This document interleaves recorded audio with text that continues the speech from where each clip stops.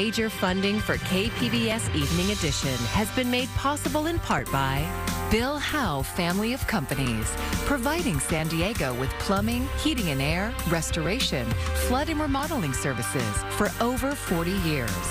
Call 1-800-BILL-HOWE or visit billhowe.com. And by the Conrad Prebys Foundation, Darlene Marcos Shiley, and by the following.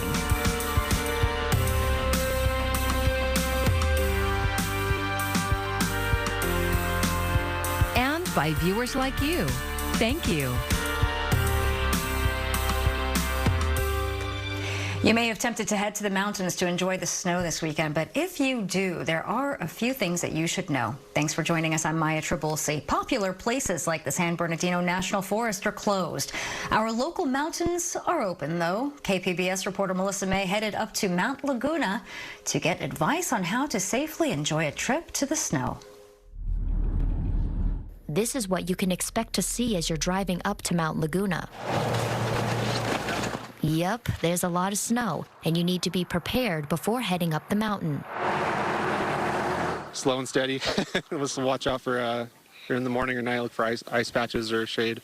It's just slow and steady. Be safe, go slow. You know, bring supplies, bring extra clothes, bring water. Make sure you have chains in your car that fit. A lot of people show up here with chains and they don't fit their cars, and they're stuck because there's no place to buy them up here. Tom is the managing partner at the Laguna Mountain Lodge and says to also fill up your car with gas because the closest gas station is 11 miles away. And if you have an electric car, make sure you know your range and make sure you're topped off before you get here because there's no place to charge on the mountain. I think the nearest charging station is probably 25 miles away. If you plan to bring your four-legged family member with you, make sure to keep them on a leash. A lot of people think they can be off leash, but California says no, it's a leash state. But people lose their dogs up here all the time. They take off after rabbits or, you know, squirrels or whatever, and then they lose them out here for a long time. Sometimes they never find them. And if you're bringing little ones to the snow, like Santee resident Michael Pittman. Everything +1. We have extra clothes for them after so in case their clothes get wet, and you never know, sometimes you can be stuck in traffic for a couple hours coming up or coming down, so want to have snacks and be prepared if you have little ones. You may see something beautiful on the side of the road and be tempted to park and get out, but not everywhere is safe to do so. Everybody's been getting stuck. I stuck this one yesterday. I've stuck my snowplow about 8 times in this storm. Had to get pulled out. You know, it's no joke, so you got to be prepared. And if don't go places, you don't know where you're going to go and how you're going to get back out. Tom also wants to remind visitors. Just be courteous and stay away from people's homes and don't cut fences. And, you know, some people live here. It's not all national forest. So you got to be respectful of the environment and take your trash home with you. It's a big thing. Check out road closures and current weather conditions at roads.ca.gov before heading out for your winter fun. Melissa May, KPBS News. A week of historic winter storms brought much-needed snowpack to California. Today, researchers at Phillips Station near Lake Tahoe recorded a snow depth of just over 116 inches. And that amounts to 170% of the April average for the area when snowpack usually hits its annual peak. Overall, researchers found statewide levels at almost double the average. And those storms have caused a mixture of relief and frustration for San Diego County farmers. KPBS reporter Claire Strong went to meet an avocado grower to find out why. What impact does that have on the farm? Well, so it's definitely a crop reduction. Ben Holtz is assessing the damage caused by the recent strong winds. Fallen avocados mean a tumble in profit, and that loss could run into tens of thousands of dollars. There's nothing we can do about it once it hits the ground. So we just have to focus on growing the trees and growing the fruit that's existing, getting it larger and ready for market in the summer. But there's a silver lining in the form of much-needed rainfall. The Holtz family has been farming this 100-acre site in Escondido since the 1960s, and right now the farm's reservoir is unusually full. This is the main irrigation water for the farm. So when it rains, it's free water instead of city water. So it's a real blessing, helps keep the cost down. According to the U.S. Drought Monitor, around half of California is now drought-free. But not every local farmer is jumping for joy. Rain in some places means snow in others. And Julian has had its fair share of the white stuff. With snow comes sledders, and some are causing damage to private farmland by cutting fences to access fields and leaving trash behind. Katie Ostrander says while the snowpack is helping irrigate pastures, it's also attracting some inconsiderate tourists. It is private property. It is something that we've invested, our whole lives into, either financially or just the love of the land. And it basically is the same thing as, if I went down to Escondido and just said, that's a great looking porch, I'm going to have a picnic there. Another concern is cows escaping through gaps in fencing and causing road traffic accidents. Back at the avocado farm, and they're trying to see the positive side. Ben's mother has some sage advice. Even when things are really awful and you think nothing's going to be good, something changes. There's always something that comes along and changes, and then you have good times, you have bad times. Don't look down, just look up is the Holtz family motto, referring to the amount of fruit still on the trees and not the amount on the floor. Claire Strong, KPBS News. People who live in the San Bernardino Mountains are still snowed in from the storms. Coming up, a look at the efforts to dig them out, along with your weather forecast. Recently arrived Afghans and volunteers from San Diego were welcomed to the White House this week. Several department secretaries were on hand to thank the volunteers, many of whom are military veterans, for their work.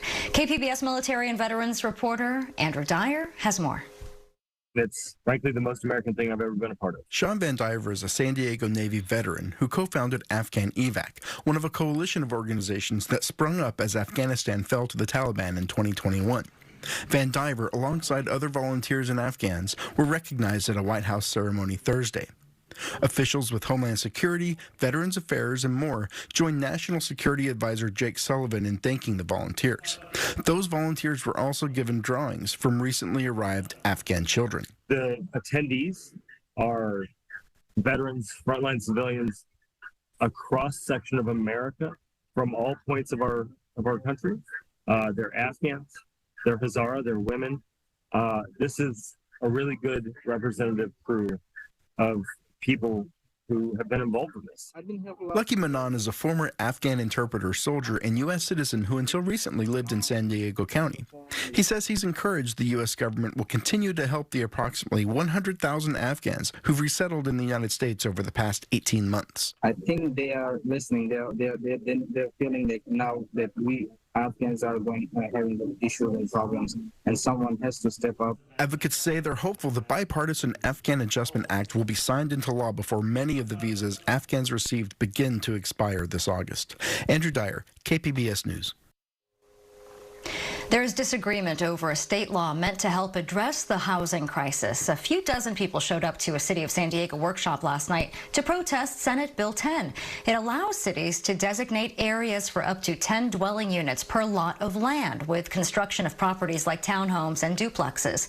Those opposed to the law think it will make neighborhoods too dense, but supporters say it would help make homeownership a reality for more people.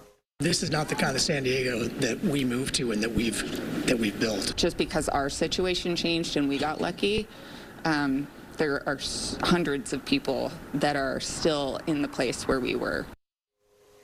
The city said the goal of last night's workshop was to get public input, and there are still things to review.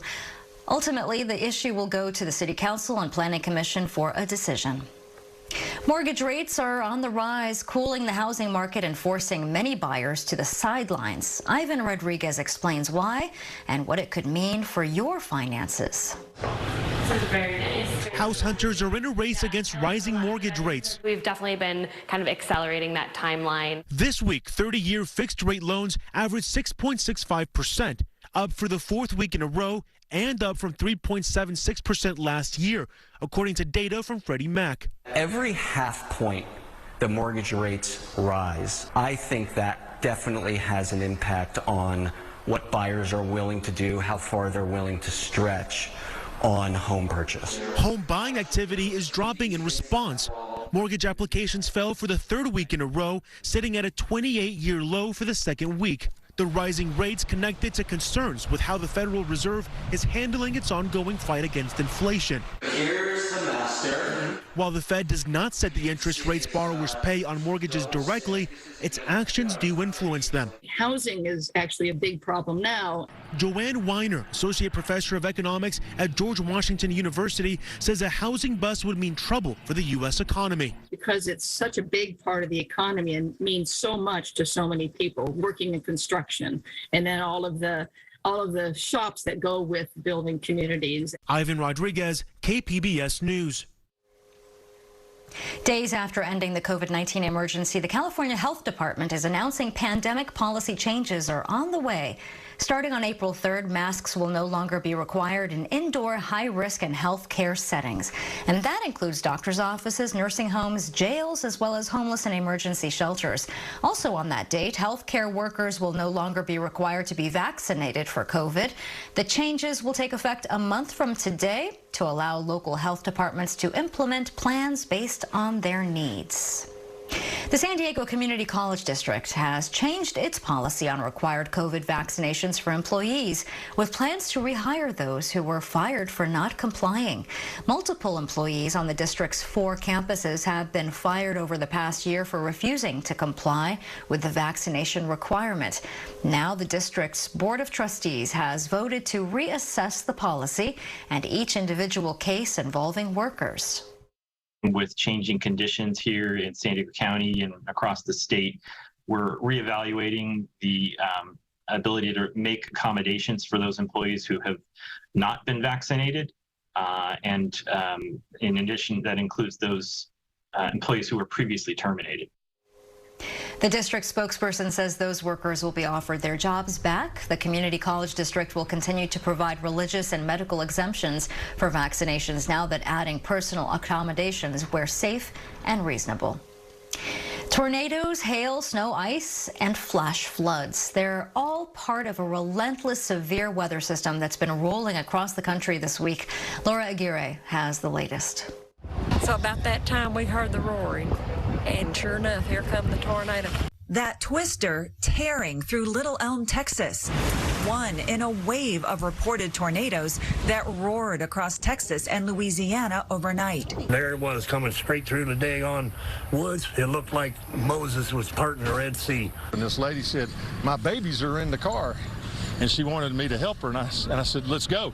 But then all of a sudden, the wind got so bad, I said, "No, ma'am, don't go out."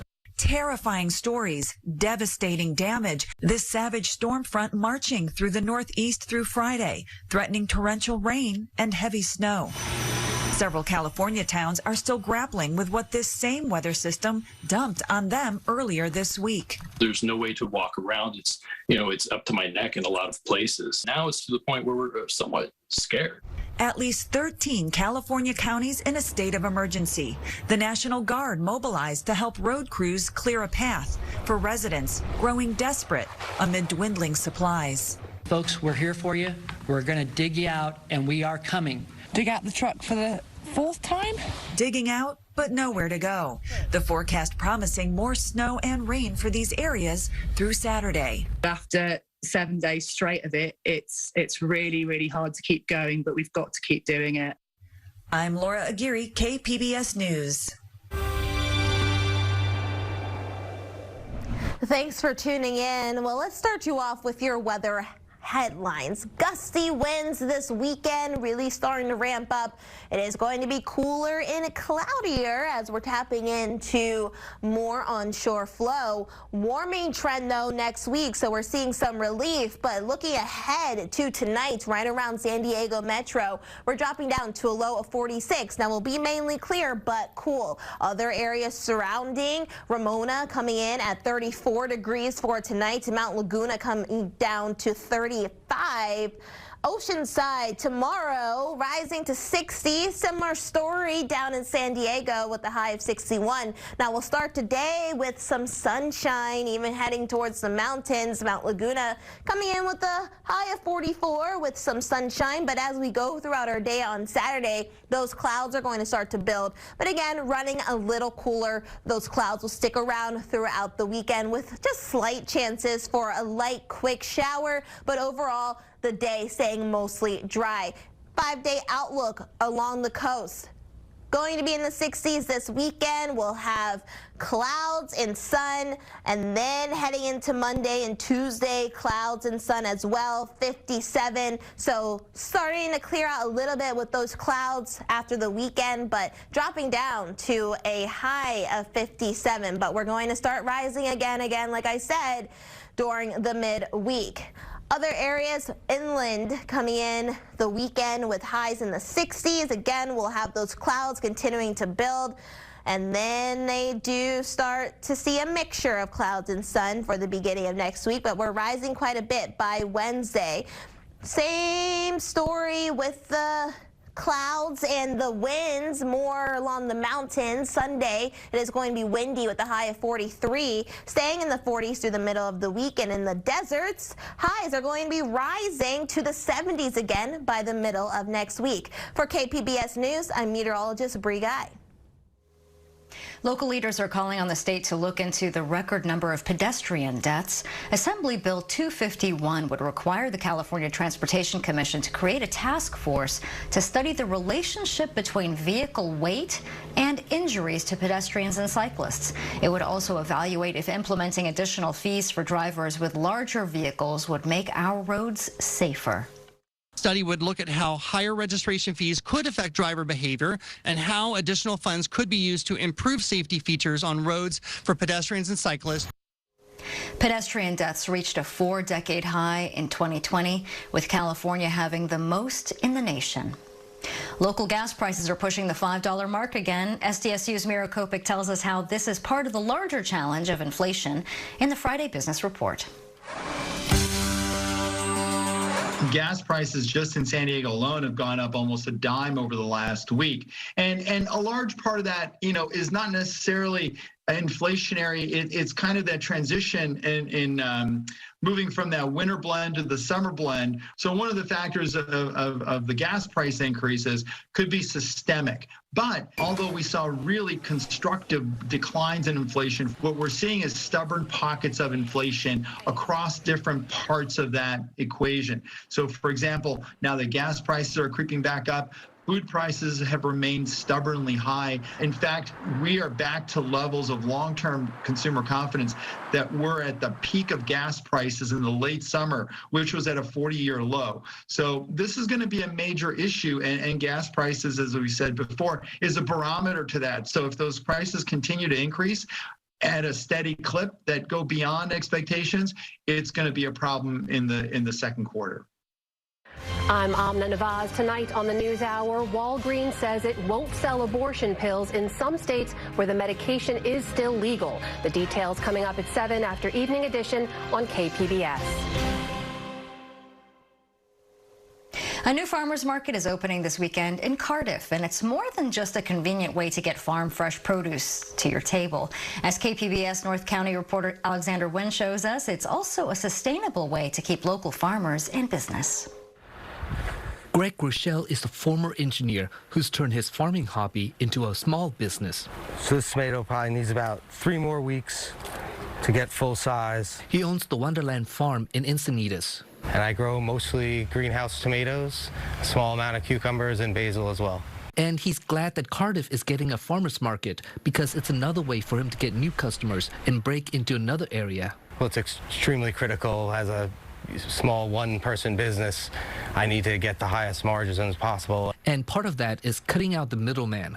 The point of a farmer's market is to get local produce from the farm to your table, and it's a sustainable way to keep local farmers in business. If you come to the Cardiff one, you can. Allison Wilachowski is the executive director of Cardiff 101 Main Street. She says buying direct from farmers also helps the environment. Well, the product is going to the store or sitting in a warehouse, and then from the warehouse into the store, and then it's wrapped in plastic and it's wrapped in paper, and then you take it and you check it out and you put it in an extra plastic bag. So when it goes, there's all this plastic that's used. Here, you're buying from the farmer. They're bringing it from their farm right to you, and we're cutting out that plastic and we're cutting out that paper. But for Rochelle, it's all about the customers, many of whom are repeats, who tell him about the recipes they've tried using his produce. Every week or so, I get a few customers tell me about some new meal they made. And sometimes I even get some people will bring me a little sample. The Cardiff Farmers Market opens this Saturday and will happen weekly at Miracosta College, San Elijo campus. In Encinitas, Alexander Wen, KPBS News.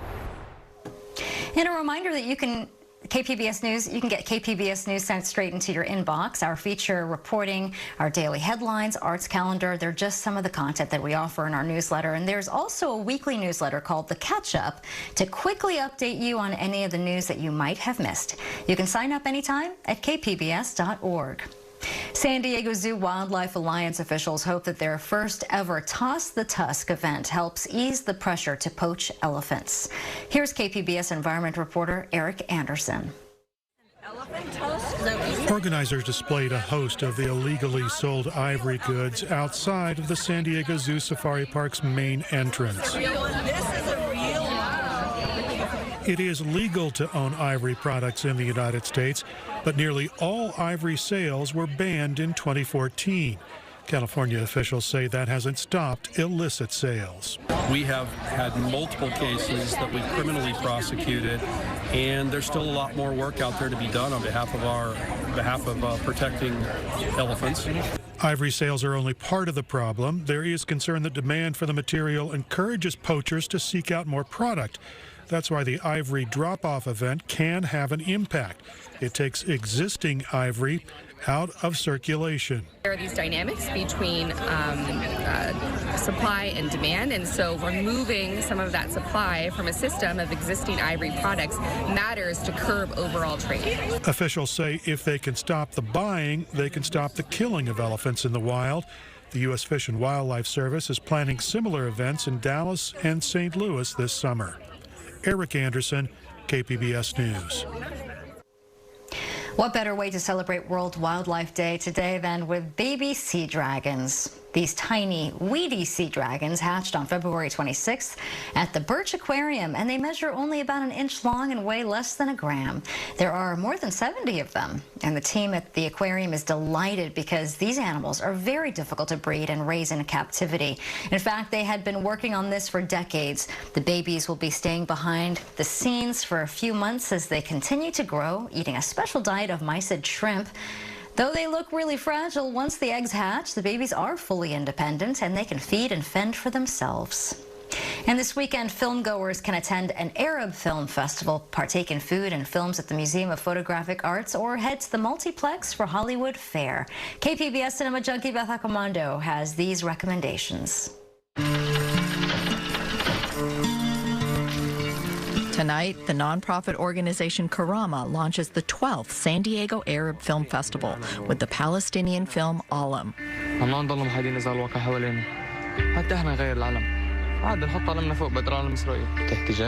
One of our goals is to show the breadth of the Arab world and Arab culture, and so we always try to pick a range. So this year we have features from 7 different countries. The level of conflict in some of these places makes it hard for a lot of filmmaking to go on. One country that's not often represented is Sudan, but this year the festival showcases The Dam, and it's my favorite film this year. It offers a breathtaking allegory set against the political unrest of the Sudanese revolution. Another highlight was the short film Warsha, which, like The Dam, takes some surprising turns. The Lebanese film Memory Box focuses on a mother, daughter, and a box containing notebooks, photographs, and audio tapes about the mother's past. It is about how, our collective shared memory and how it shapes us.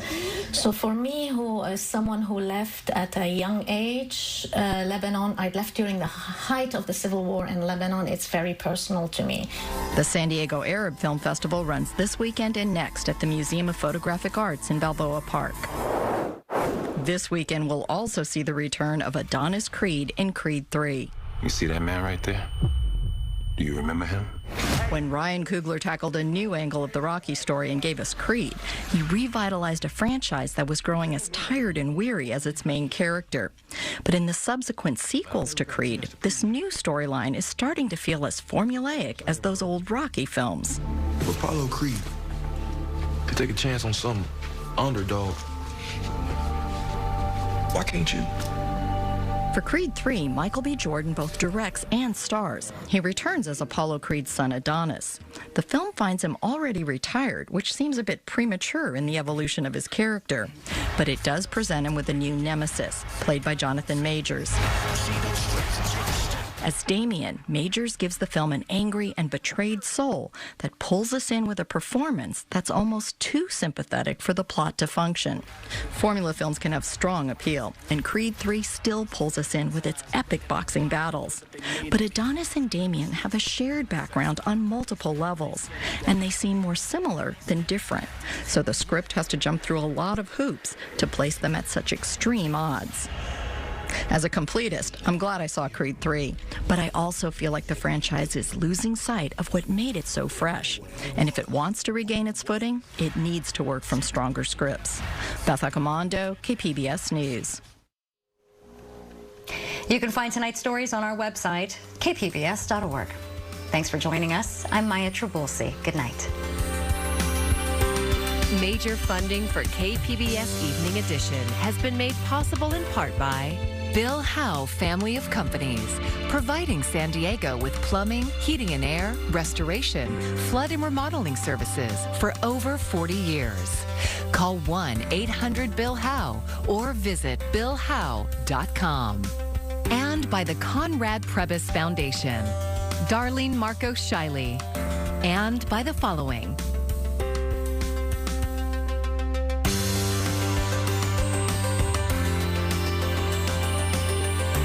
by viewers like you. Thank you.